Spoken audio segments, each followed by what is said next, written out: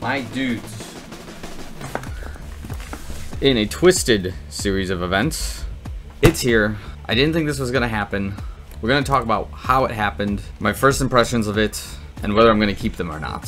So, without further ado, let's get into opening the one and only Nike Alphaflys.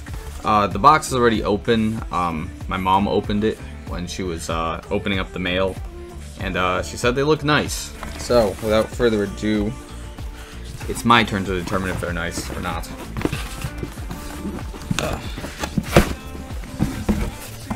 Okay. So, there we go. 8.5 Nike Zoom Alphafly, next percent. The moment of truth. Hopefully this is like low enough. I can't even tell, but here we go.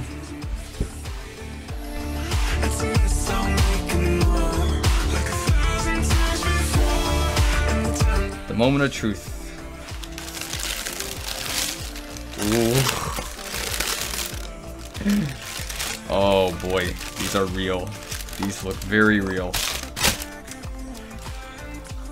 Okay. Oh wow. Alright, we're bringing these back up here. Oh, I'm so stoked. Okay, is there any wear and tear on them right away? No, they do look brand new. The foam does look bent in some places. I just don't know if that's just design or not. But, yeah, okay, so let's talk about this. Oh my god. Yeah, okay. Put that on the side here. So, the Nike Zoom Alphafly. Oh, and yeah, that's another one. I did buy these through stocks, and I guess that's what we're going to talk about here. How did this happen? Well, it was recommended to me, actually, by a commenter to wait for a restock of Nike shoes and other equipment before purchasing stuff. So I took a different avenue. I went on stocks and I put in a lowball bid, in my opinion, for this particular pair of Alphaflys. And yeah, I think the first day that Nike released the mango colored series shoes was the day these got sold to me. So I think that was when the restock happened, and probably people who were bidding and selling products on stock may have had a panic sellout or a panic buyout, depending on what front they were on. And yeah, I got this for the price I asked for, which was not quite the price of the mangoes, just a slight smidge above that. But we got them. I know a little bit about the shoes already, but I don't know a whole lot other than that. I'm kind of going in blind on these. No, that's actually a lie. I've seen these shoes in action during the Olympic trials, during some other races involving the Ingebrigtsens earlier this year, during some races. I've seen some reviews on this shoe as well. I don't remember a whole lot from them, so I'm going to kind of give you my first impressions on these basically tomorrow. The question now is, do I have an official race shoe for late 2020 and the 2021 season? We're gonna find out real soon. Here we go. I only want good vibes around me tonight. No negativity in my life, just good vibes, that's what I like. So I don't need you raining on my parade. From the shade, behind your merry way. I only want good vibes around me tonight. No negativity in my life. I know life will never be perfect, but the sun's shining, feels like I deserve it. You, yeah you, why you coming over here with your cloud? You, yeah you, why you always trying to bring my mood down? I only want good vibes around me tonight. No negativity in my life, just good vibes, that's what I like. So I don't need you raining on my parade. From the shade, behind your merry way. I only want good vibes around me tonight. No negativity in my life. So I'm here with the brighter perspective. So I really ain't trying to be stressing. You, yeah you, why you coming over here cold as ice? Why, ooh, ooh, a little optimism could be so nice. Baby, if you wasn't being so shady, throwing venom everywhere daily. You could chill, you could hang, but you ain't on that high. I only want good vibes. No negativity in my life, just good vibes, that's what I like. So I don't need you raining on my parade. Only shines beyond your merry way. I only want good vibes from me tonight. No negativity in my life.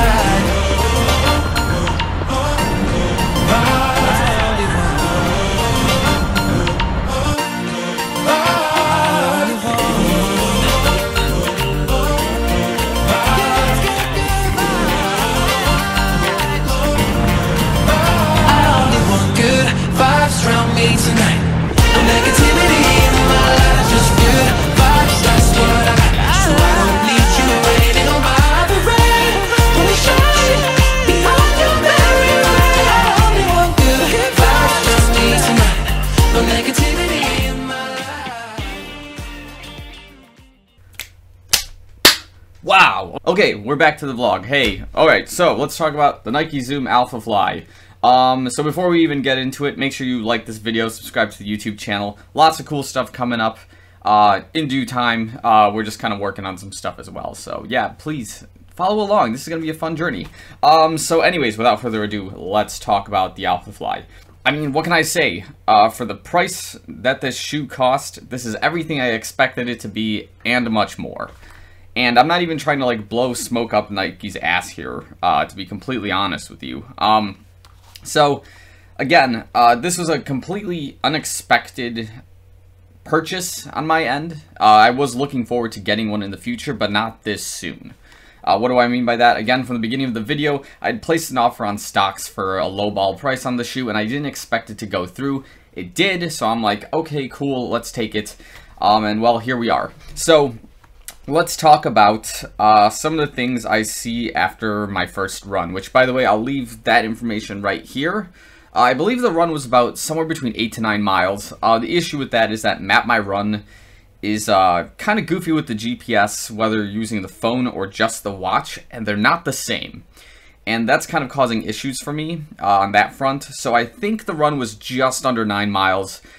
And if so, the pace is listed here. I don't know what it is. I still have to edit it, and I'm going to put the screenshot here, you know, whatever. Yeah, let's talk about what we see after the first initial run, because there are some things I see that I have some questions about, and of course, some things that we will discuss that are great with the shoe, and things I just have questions with. So, there we go. The first initial thing, definitely, I see a little bit of this shred here after the first run. I'm not overtly concerned about it, but it is something I'm looking into, whether this is just going to be the name of the game with this particular shoe, or if I just clip a curb on the road while I'm running just kind of wrong. That could be something that may have just happened, and that's why I got this.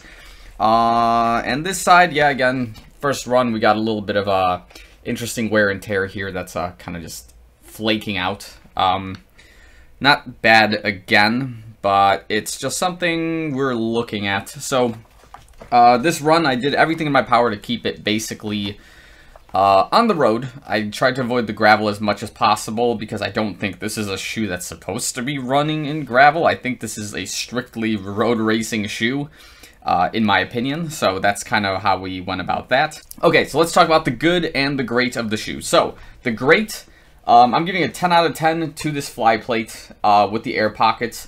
It's everything I expected it to be and much more because of how much it surprised me versus, per se, the Tempo Next Percent, which I'm going to do a compare and contrast real soon here as well. So the fly plate, again, is a carbon plate that's just under here in the shoe. It cuts off, not 100% sure if it runs through the entire shoe. It looks like it does, but you can only visibly see the piece that's here in this midfoot, midsole area, I guess you can say. And you can see that the air pockets are right underneath this plate as well. And that seems to be a very open area here back on this back piece as well. And that's kind of, I guess, where you get realistically the push from this shoe. I've been having a wonderful stride, wonderful push in this shoe. Lots of stability if you are a mid and kind of forefoot runner type of runner. Which is excellent in this particular case. Well, okay, let's get into now what I think is good. This Atom Knit top resembles the Fly Knit. I just imagine this is the Fly Knit top if you were to like sear it and then put like a glazing on top of it. And then you got like a slightly thinner Fly Knit that you can pretty much see through. I don't think there's any issues with it. I think it's very breathable. I think it's very flexible. I'm guessing that's what the intention of the Atom Knit was, and well, it looks good to me. It seems to be working as well. The shoelaces. This is something interesting that I saw this on the Hyperion Elite, where they were kind of gummy and they had these like studs at the end of them, probably to prevent the shoe from, of course, untying in the middle of your run. I see that Nike has done something very similar on their laces. I don't know if this will show up in video, but maybe we gotta do it like nice and close like this. The shoelaces are studded again, so as you're tying them, you can feel them slightly gradually start really tying themselves together, and it doesn't feel like they're going to slip in the middle of your run and basically untie. And that's probably a huge plus, and that's something with these shoelaces that I'll keep in mind, is if I ever reach the end of life in these shoes, I will probably just take these shoelaces off and use them on something else, because these are excellent. Definitely 10 out of 10 will keep them for future shoes. Things I'm skeptical about, and something just like I noticed, I guess. We'll start with one of them first. So, of course, with the shoe, you can see that the inside here is very narrowed out. It's very deep here on the middle of your foot. I don't think that's a major issue. I just suspect if you have a slightly bigger foot, you'll probably feel yourself kind of protruding right out of this area a little bit. I don't know how that's going to affect your stability.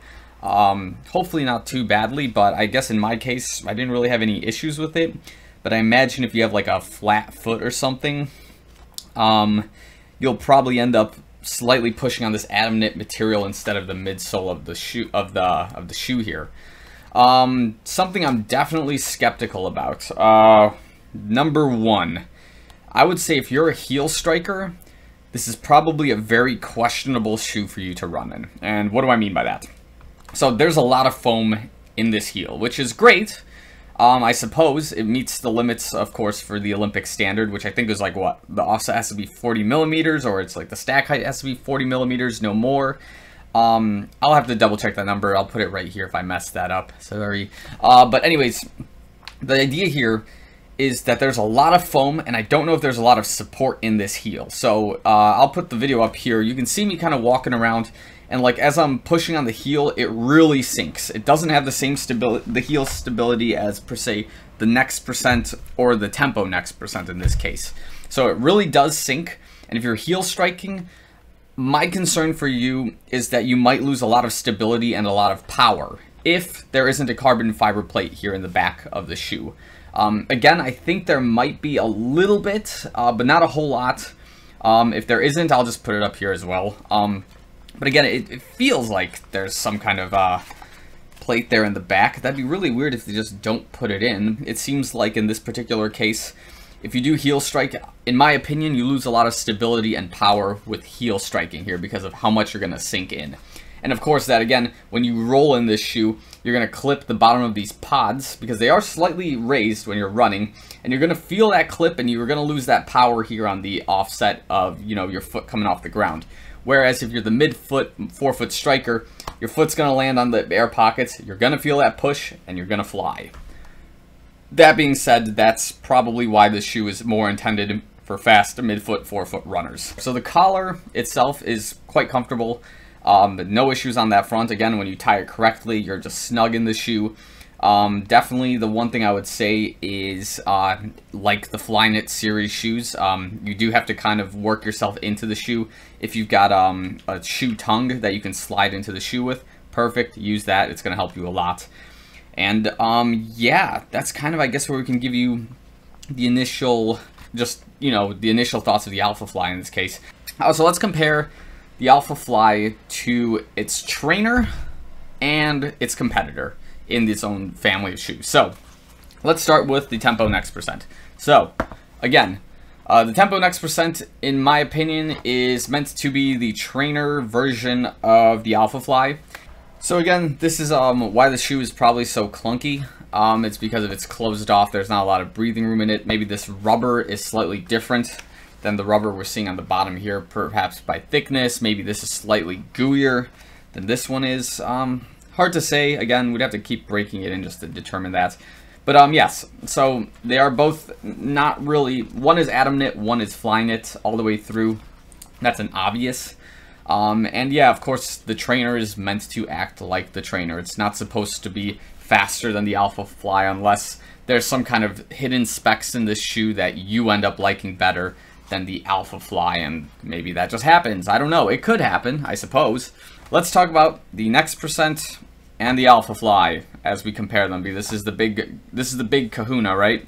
So again, the Next Percent, as you probably all know, it was Nike's stable shoe last year for racing, for all sorts of performances.